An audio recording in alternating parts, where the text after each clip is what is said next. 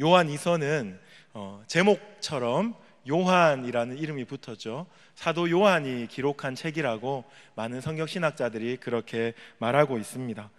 기록 시기가 주후 1세기 말, 대략 AD 85년부터 95년 사이에 기록되었다, 이렇게 많은 사람들이 생각하고 있습니다. 지난 시간에 우리 김태호 목사님께서도 한번 언급을 하셨는데요, AD 85년에서 95년 사이는 로마가 기독교를 박해하던 시기입니다. 특별히 도미티안 황제가 집권하며 기독교를 박해하던 시기, 그 시기에 요한 2서가 기록되었습니다. 2서뿐만 아니라 요한 1서, 요한 3서도 같은 시기에 기록된 것 같습니다. 제가 서두에 말씀드렸듯이 발신자는 사도 요한입니다. 그리고 수신자는 1절에 보시면요, 택하심을 받은 부녀와 그의 자녀들이다, 이렇게 기록되어 있습니다. 그런데 여기서 발신자와 수신자, 우리가 조금 더 분명하고 또 깊이 보아야 하는 이유가 있습니다. 사도 요한인데요, 사도 요한은 자신을 사도라고 오늘 편지에서 소개하고 있지 않고 1절 서두에 보시면 장로인 나는, 이렇게 말하고 있습니다. 장로 요한이다, 이렇게 소개하고 있고, 그리고 이것이 편지이고, 그리고 우리가 보통 공동서신은 교회에게 보내는 것인데, 오늘 수신자는 택하심을 받은 부녀, 한 여인을 말하는 겁니다. 택하심을 받은 여인과 그의 자녀들에게 편지한다, 이렇게 기록되어 있습니다. 참 특이하고, 그리고 다른 서신서와는 조금 다른 점이 있는 것 같습니다. 사도 요한이 자기 자신을 사도다 이렇게 표현하지 않고 장로 이렇게 표현하고 있고, 그리고 수신자를 택하심을 받은 부녀, 한 여인과 그의 자녀들에게 국한시키고 있다 하는 것을 우리가 기억하고 조금 생각해 보아야 할 것 같습니다. 왜 사도 요한이 자기를 장로라고 기록했을까?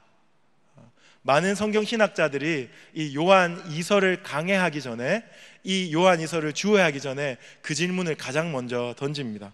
그때 당시에 장로는 초기 교회에서 지역 교회를 목양하는 지도자를 말합니다. 좁게는 한 교회, 넓게는 한 지역을 커버하는 리더를 장로다, 이렇게 말했습니다.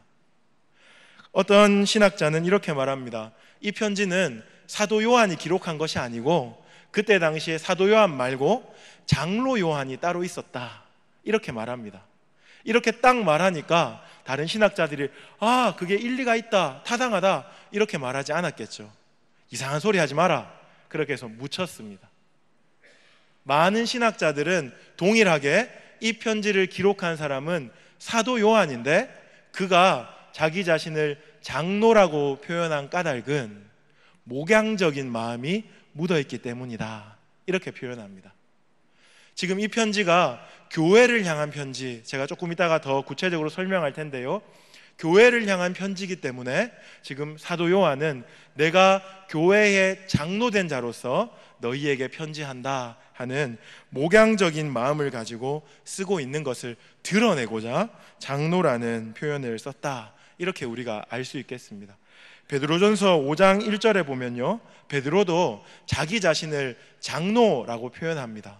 그 뉘앙스는 똑같습니다. 교회를 향하여 권면하고, 교회를 향하여 명령하고, 교회를 향하여 위로할 때 사도인데 장로라는 표현을 쓴다, 이렇게 우리가 한번 정리해 볼 수가 있겠습니다. 수신자가 제가 조금 특별하다고 했죠. 조금 특이하게 기록되어 있다 말씀드렸습니다. 수신자가 보통 에베소에 있는 교회, 빌립보에 있는 성도들, 이렇게 편지글이 써지는데 오늘 수신자는 택하심을 받은 부녀와 그의 자녀들, 1절 상반절에 보면요, 택하심을 받은 부녀와 그의 자녀들, 이렇게 기록되어 있습니다. 이것도 제가 이제 주석 같은 것들을 많이 찾아보니까 많은 성경신학자가 이렇게 이야기합니다. 이것은 은유일 것이다. 은유. 무슨 말인지 아시겠죠? 그렇죠? 진짜 한 여인과 그의 자녀들에게 국한되어 있는 편지라기보다는 한 여인과 그의 자녀라는 것은 무엇을 상징하는 상징이며 은유일 것이다 이렇게 생각하는데, 무엇에 대한 은유냐 하면요, 교회에 대한 은유이다 이렇게 많은 사람들이 해석합니다. 왜냐하면 요한이 기록한 요한복음, 요한 1, 2, 3서, 또 무엇이 있습니까? 요한계시록이 있죠. 요한계시록에 보면 교회를 그리스도의 신부 이렇게 표현합니다. 여성 명사를 사용해서 그리스도의 신부라고 표현합니다. 그 그리스도의 신부된 교회를 요한 2서에는 택하심을 받은 여인, 오늘 우리 개역개정에서는 택하심을 받은 부녀다 이렇게 은유한 것이 아니겠는가 이렇게 생각합니다. 그것을 뒷받침하는 근거들로는 요한 2서에 보면 복수적인 명령이 참 많이 나와 있습니다. 한 여인에게 명령하려면 단수형으로 명령을 해야겠죠. 그런데 교회를 향하여 명령하고 있기 때문에 복수형의 동사들을 많이 쓰고 있기 때문에 이 택하심을 받은 부녀는 교회다 이렇게 우리가 보게 됩니다.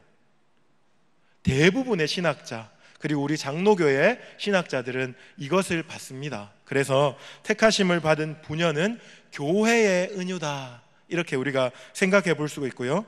그의 자녀들은 누구겠습니까?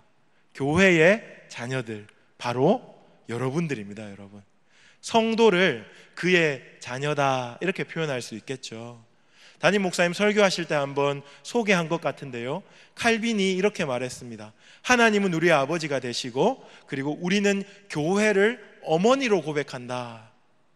성도는 교회의 자녀다 이렇게 해석해도 정말로 분명한, 정말로 옳은 그런 무리들입니다.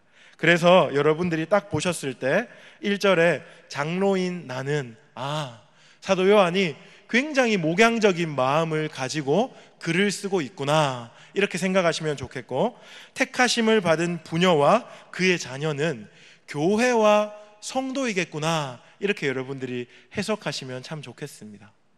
그런데 왜 사도 요한이 교회에게 이렇게 쓰지 않고 택하심을 받은 부녀와 그의 자녀들 이렇게 말했을까요? 그것은 제가 아까 전에 기록 연대를 말씀드렸죠. AD 85년에서 95년 사이에 요한 2서가 기록되었습니다. 도미티안 황제가 극심하게 기독교를 박해하던 때입니다. 그래서 많은 성경신학자들은 이렇게 해석합니다. 이것은 안전을 위해서 편지를 마치 개인에게 보내는 것처럼 쓴 사도 요한의 지혜이다. 무슨 말인지 이해가 되죠, 그렇죠? 독립운동할 때 마치 독립운동의 그 단체가 적발되지 않기 위해서 많은 트릭과 암호를 사용했던 것처럼, 지금 사도 요한은 에베소에 있는 교회에게, 소아시아에 있는 교회에게 이렇게 쓰지 않고 한 부녀와 그의 자녀에게 쓰는 것처럼 지금 위장하고 있다 이렇게 해석하는 경우가 참 많이 있습니다. 그리고 또 한 무리의 신학자들은 왜 택하심을 받은 부녀와 그의 자녀라고 교회를 은유적으로 표현했냐, 이런 질문에서 이렇게 답합니다. 심정적으로 거리를 좁히는 것이다. 이해가 됩니까?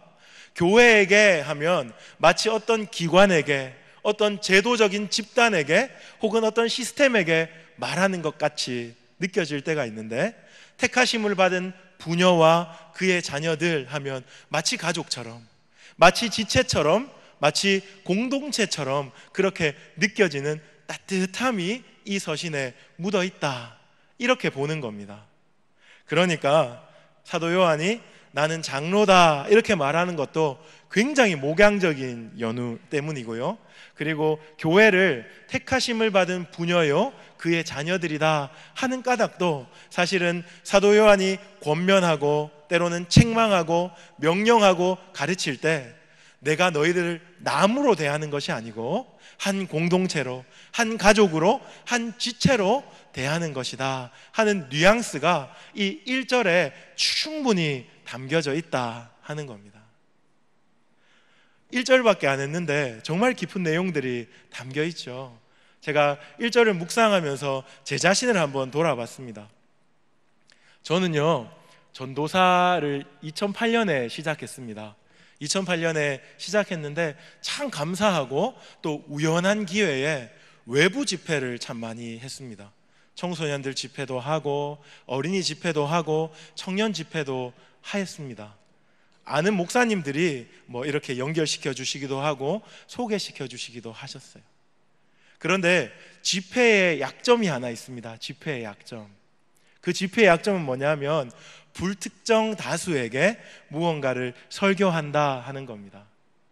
오늘 보고 그 다음에 다시 만나지 않을 사람들, 그런 사람들한테 내가 알고 있는 거, 내가 믿고 있는 거, 그것들을 막 전하다가 그냥 집에 돌아오는 겁니다.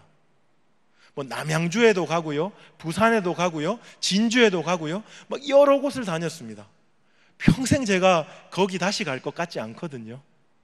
그렇기 때문에 그 가운데 가서는 소위 막말도 막 합니다. 그런데요, 그런 일들을 자꾸 하다 보니까 제가 큰 함정에 빠졌습니다. 뭐냐 하면 설교를 하고 있는 것이 아니고 마치 프리젠테이션을 하고 있는 것 같은 거예요. 대상이 없습니다. 사도 요한은 내가 너희들의 장로다, 다르게 말하면 내가 너희를 위하여 눈물로 기도하고 내가 너희를 뜨겁게 사랑하고 내가 너희 교회를 책임지고 있는 지도자로서 너희에게 내 중심에 있는 이야기를 한다. 너희는 내 가족이고 내 자녀이다. 이런 마음으로 설교를 했는데 정말 머리에 피도 안 마른 전도사였던 저는 그냥 내 잘난 맛에 그냥 내가 아는 것 쫙 전하고 박수 받고 돌아오면 되는 것처럼 설교에 대해서 착각했었던 경우가 있었습니다. 호되게 하나님께 책망받고 꾸중 듣고 다시 목양적인 마음을 갖게 되었던 그 시간들을 기억하면서 여러분 앞에 목양자의 마음으로 서기를 기도하고 이 자리에서 설교를 합니다. 교회는요, 제가 요한 1서 지난번에 강의할 때도 여러분들에게 설명드렸지만 교회는 목회자와 성도들이 유기적으로 연합되어 있는 공동체입니다. 단지 그냥 제도가 아닙니다. 기관이 아닙니다. 그냥 눈에 보이는 건물이 아닙니다. 그렇기 때문에 서로가 어떻게 대해야 할까요? 중심을 가지고 대해야 합니다. 진심을 가지고 대해야 합니다. 그렇지 않으면요, 금방 표시가 날 뿐만 아니라 교회에 성장도 없고 변화도 없게 됩니다.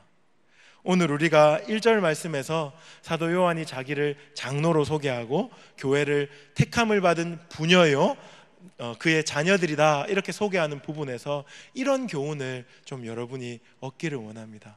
교회는 하나입니다. 한 몸입니다. 함께 하는 겁니다. 어떤 교회의 표어처럼 함께 울고 함께 웃는 그런 공동체입니다. 이런 교훈 안에서 그렇다면 교회가 어떻게 되어야지 건강할 수 있을까? 우리의 교회가, 그리고 이 땅의 교회가 어떻게 서야 정말로 하나님을 기쁘게 할 수 있고 그 안에 있는 우리가 함께 자라고 함께 회복되고 함께 하나님을 만끽할 수 있을까 하는 그 고민을 같이 하는 겁니다. 오늘 사도 요한은 두 가지 단어로 이것을 설명하고 있는데요, 3절 한번 보십시오. 3절에 이렇게 말하고 있습니다. 은혜와 긍휼과 평강이 하나님 아버지와 아버지의 아들 예수 그리스도께로부터 진리와 사랑 가운데서 우리와 함께 있으리라. 제가 두 단어라고 여러분에게 말씀드렸는데요, 그 단어는 다름이 아니라 진리와 사랑입니다. 진리와 사랑.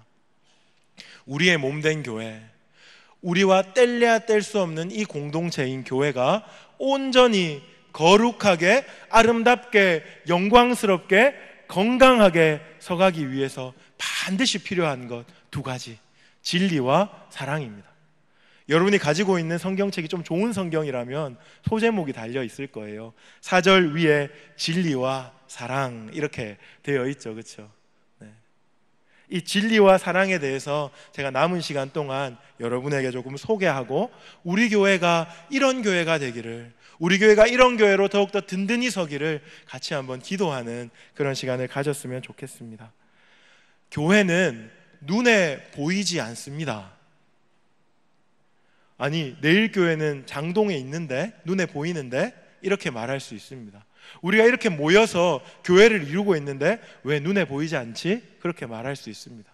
그런데요, 교회는 실제적으로는 눈에 보이지 않는 영적이고 본질적인 공동체입니다. 그런데 그 교회가 구체적으로, 가시적으로 드러나는 상황이 있는데, 어떤 상황에서 구체적으로 드러나냐면 진리와 사랑 위에 서 있을 때 교회가 드러납니다.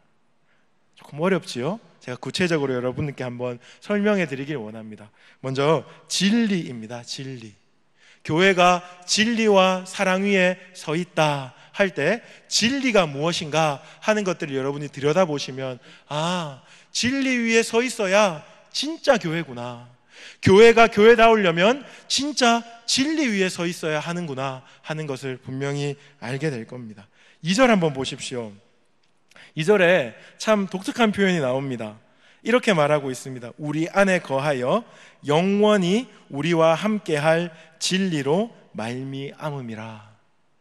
1절과 2절은 연결되는데요, 내가 부녀와 그 자녀를 사랑한다, 그리고 모든 이들이 당신들을 진리 안에서 사랑하는데 그 진리는 무엇인고 하니 우리 안에 거하여 영원히 우리와 함께하는 것이다, 이렇게 말합니다. 보통 진리하면 개념 혹은 진리하면 지식, 이런 것들을 우리가 떠올리기 쉽습니다. 그런데 2절에서 진리는 굉장히 의인화되어서 표현되고 있다 하는 거 여러분이 볼 수가 있겠습니다. 우리와 함께 거하고 영원히 우리와 함께 할 진리이다. 그런데 여러분, 이것은 진리라는 개념을 의인화하여 표현한 것이 아닙니다. 요한 2서를 받고 있는 모든 사람들이 진리라고 말할 때 가장 먼저 떠올리는 한 분이 계셨습니다. 누구십니까? 예수 그리스도십니다. 예수님이 요한복음 14장에서 이렇게 말씀하셨습니다. 내가 곧 길이요 진리요 생명이다. 그렇기 때문에 지금 사도 요한이 반복적으로 진리라는 말을 쓸 때 이것들을 듣는 요한 사도의 편지를 받는 성도들은 예수 이렇게 들었을 것 같습니다. 제가 학교에서 공부를 하고 있는데요, 우리 교수님이 이렇게 물었습니다. 진리가 무엇입니까? 라는 질문은 잘못된 질문이다. 우리는 항상 진리에 대해서 말할 때 진리는 누구입니까? 이렇게 물어야 된다. 왜냐하면 진리는 예수님이기 때문에 그렇다. 교회가 진리 위에 든든히 서 있어야지만 건강하고 올바르고 그리고 또 영광스러울 수 있는데, 그 진리가 무엇입니까? 그 진리는 인격이신 예수 그리스도이십니다. 기독론적으로 말하면요, 예수님이 이 땅에서 하신 말씀과 예수님이 이 땅에서 행하신 것과 보여주신 모든 삶, 그것을 예수 그리스도가 진리이다, 이렇게 표현할 수 있겠습니다. 그런데 성령론적으로 표현하면 진리는 곧 성령 안에서 예수 그리스도와 연합하는 것, 그것이 진리이다, 이렇게 말할 수 있겠습니다. 예수가 없으면 진리가 없는 겁니다. 예수 안에 있지 않으면 진리가 없는 겁니다. 몸이 교회 공동체에 나오고 여러분들이 교회가 향유하는 모든 문화를 함께 공유하고 있다 할지라도 여러분 속에 예수가 없으면 진리가 없는 겁니다.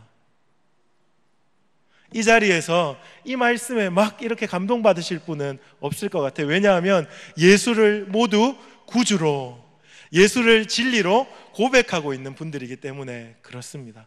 하지만 혹 이 자리에 아직까지 예수를 구주로, 예수를 유일한 진리로 고백하지 않는 분이 계시다면 반드시 기억하십시오. 예수가 유일한 진리입니다. 예수 위에 서 있지 않으면 진리 위에 서 있지 않는 겁니다. 진리 위에 서 있지 않는 교회는, 진리 위에 서 있지 않는 공동체는 망합니다. 두 번째로 제가 4절에서 6절 말씀을 한번 소개해 놓았는데요, 4절 6절 말씀 제가 한번 더 읽어보겠습니다. 너희 자녀들 중에 우리가 아버지께 받은 계명대로 진리를 행하는 자를 내가 보니 심히 기쁘도다. 부녀여, 내가 이제 네게 구하노니 서로 사랑하자. 이는 새 계명같이 내게 쓰는 것이 아니요 처음부터 우리가 가진 것이라. 또 사랑은 이것이니 우리가 그 계명을 따라 행하는 것이요 계명은 이것이니 너희가 처음부터 들은 바와 같이 그 가운데서 행하라 하심이라. 4절로 6절까지 말씀 중에 진리를 우리가 한번 길러내 보기를 원합니다. 4절 중반에 보시면 우리가 아버지께 받은 계명대로 진리를 행하는 자, 이렇게 말하고 있습니다. 우리는 아버지께 받은 계명, 그 계명대로 진리를 행하는 자다. 이 말씀에서 우리가 무엇을 건져낼 수 있습니까? 진리는 곧 아버지께 받은 계명이다 하는 것을 우리가 알 수 있겠죠. 그리고 5절 하반절에 보시면 이는 새 계명같이 내게 쓰는 것이 아니요 처음부터 우리가 가진 것이라. 진리는 아버지께 받은 것인데 이것은 새 계명같이 생소한 그것이 아니고 처음부터 우리가 받은 것이다, 이렇게 말하고 있습니다. 6절 하반절에도 마찬가지입니다. 너희가 처음부터 들은 바와 같이 그 가운데서 행하라 하십니다. 진리는요, 아버지께 받은, 처음부터 우리가 가지고 있던 그것이다 하는 겁니다. 지금 사도 요한은 구약의 전통 위에 신약의 교회를 세우고 있는 겁니다. 이때 당시에 구약은 부정하고 신약만 받아들이자 하는 그런 논지들이 있었던 것 같습니다. 그런데 사도 요한은 이렇게 말합니다. 아니다, 우리는 아버지의 하나님이 주신 계명 그 위에 예수 그리스도의 말씀과 사도의 가르침으로 든든히 교회를 세워야 한다, 이렇게 말하고 있습니다. 이것은 그때 당시에 국한되는 것이기 때문에 제가 세 번째로 넘어가 보겠습니다. 9절 한번 보십시오. 9절에 보면 이런 표현이 나옵니다. 지나쳐 그리스도의 교훈 안에 거하지 아니하는 자는 다 하나님을 모시지 못하되 사랑 안에 거하는 그 사람은 아버지와 아들을 모시느니라. 여기서 그리스도의 교훈이라는 말이 나옵니다. 진리를 세 번째로 저는 그리스도의 교훈이다, 이렇게 여러분에게 한번 소개해 드리고 싶습니다. 첫 번째 진리는 예수 그리스도 그분이다, 이렇게 말씀드렸습니다. 두 번째 진리는 구약의 전통 위에 예수 그리스도의 가르침과 사도의 가르침 위에 든든히 서 있는 것이다. 세 번째는요, 예수 그리스도의 교훈이다, 이렇게 여러분들에게 좀 알려드리고 싶습니다. 예수 그리스도의 교훈이란 말은 풀어서 설명하면 예수 그리스도에 대한 가르침이다. 다시요, 예수 그리스도에 대한 가르침이다, 이렇게 여러분에게 말씀드릴 수 있겠습니다. 7절 한번 보십시오. 미혹하는 자가 세상에 많이 나왔습니다. 그런데 그들이 하는 말은 예수 그리스도께서 육체로 오심을 부인하는 겁니다. 이런 자가 미혹하는 자고 적 그리스도다, 이렇게 말하고요. 8절에 너희는 삼가 우리가 일한 것을 잃지 말고 오직 온전한 상을 받으라, 이렇게 말하고 있습니다. 그리고 이어지는 것이 9절입니다. 예수 그리스도의 교훈. 그러므로 예수 그리스도의 교훈은 무엇이냐 하면요, 7절의 표현을 빌리자면 예수 그리스도께서 육체로 오셨다 하는 겁니다.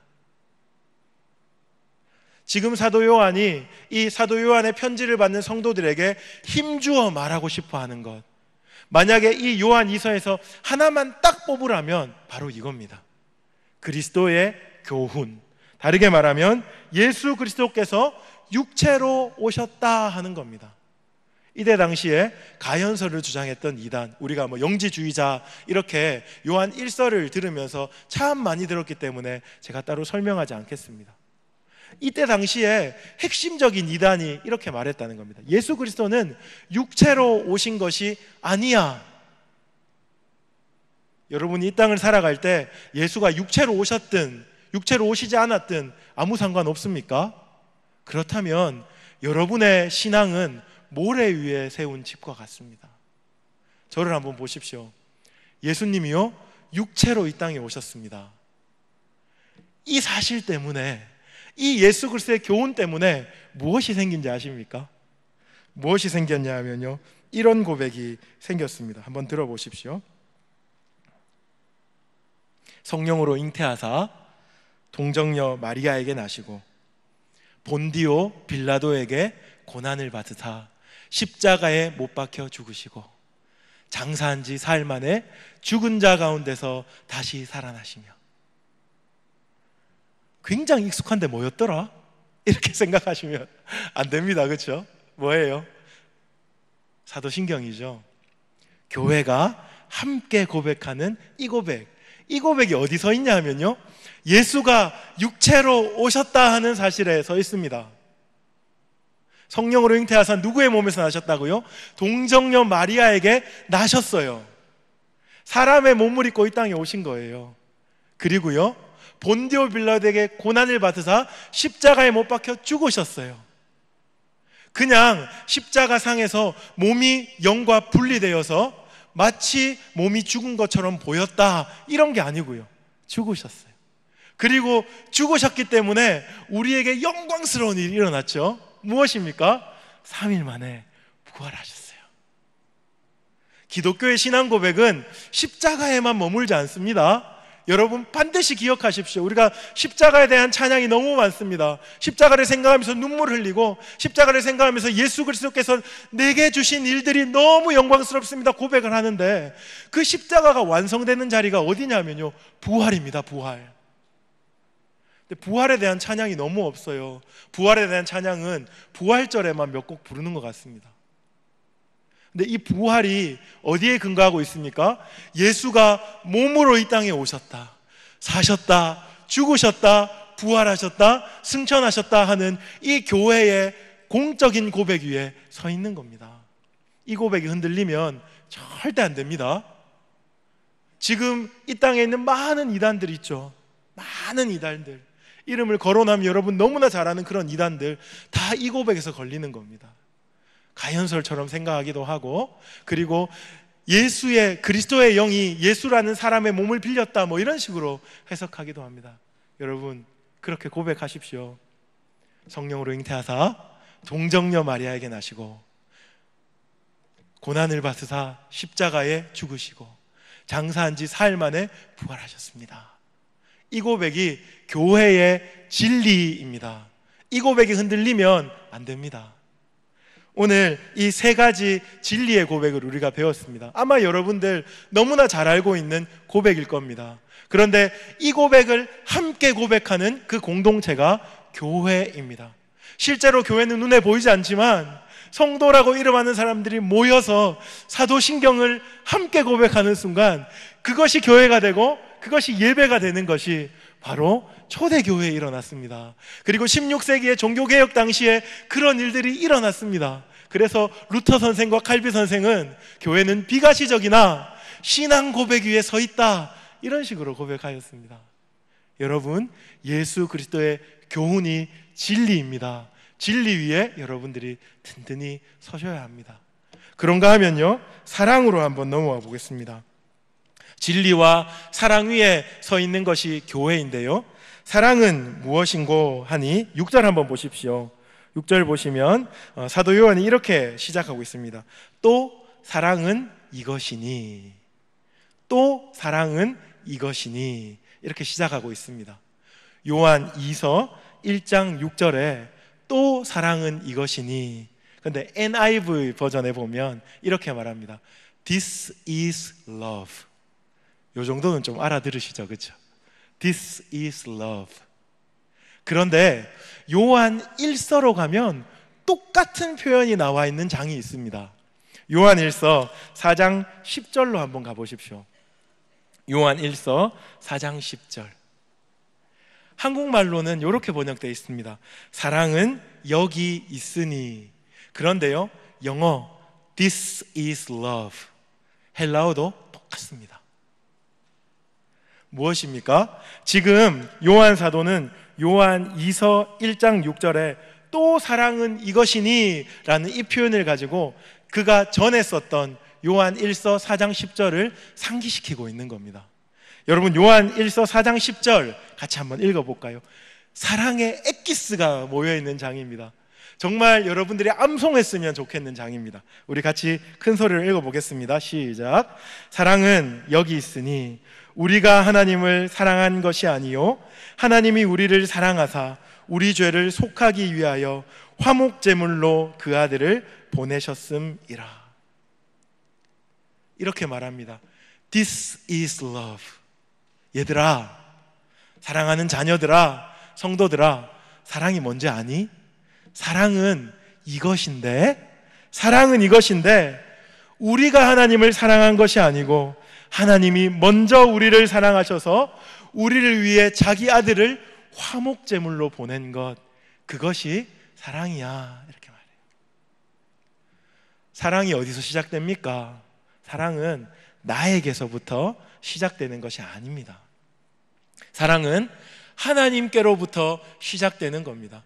교회가 진리와 사랑 위에 서 있다 이렇게 고백할 때 그 사랑은 우리끼리 좀 친한 거 아니에요. 우리가 가진 돈으로 불쌍한 사람 좀 도와주는 거, 그것도 아니에요. 그런 것과는 잽도 안 되는 거예요.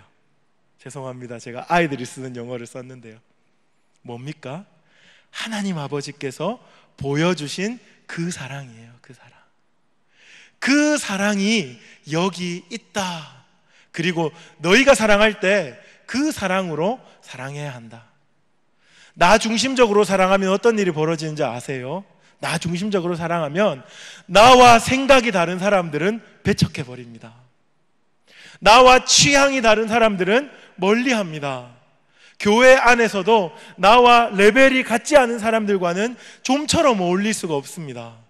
하지만 사랑은 그런 것이 아닙니다. 사랑은 우리가 아직 죄인 되었을 때에 하나님이 먼저 우리를 사랑하심으로 그 아들을 화목제물로 주신 겁니다. 비록 우리가 육신 가운데 있고 우리가 연약하여 그 사랑 그대로 따라갈 수 없다 할지라도 그 사랑을 배우기 위해서 몸부림치는 것이 진짜 사랑입니다.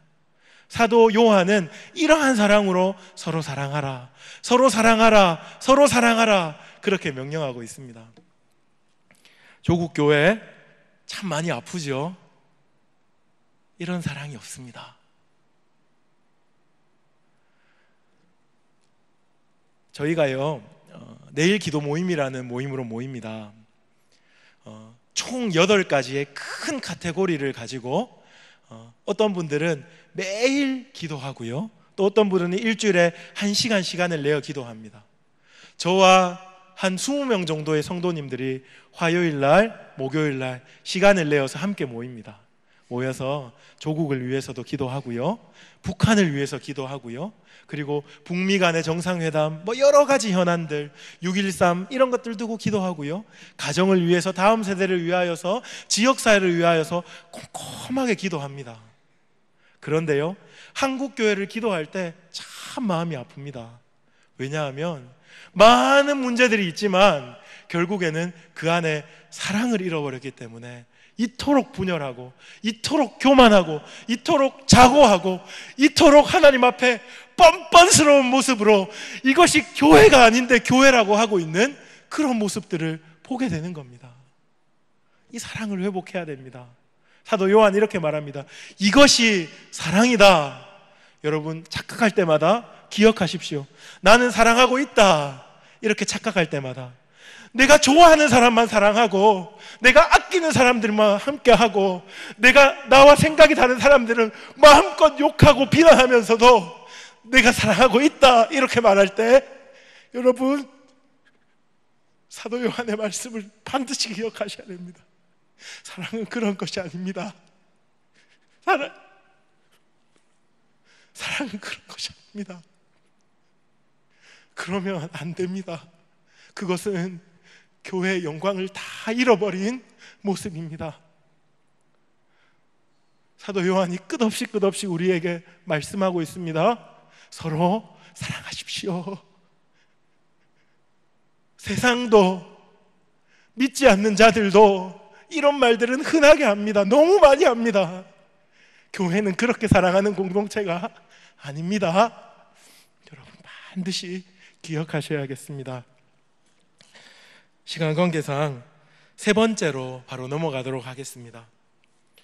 이렇게 사랑과 진리 위에 교회가 든든히 서 있다면 어떤 일이 일어나는가? 지금 사도 요한은 두 가지로 말하고 있습니다. 먼저 3절에 보시면요, 은혜와 긍휼과 평강이 하나님 아버지와 아버지의 아들 예수 그리스도께로부터 사랑과 진리 가운데서 우리와 함께 있으리라. 진리와 사랑이 든든히 서면 그제서야 하나님 아버지의 사랑과 은혜와 긍휼과 평강이 교회 안에 드러나는 겁니다.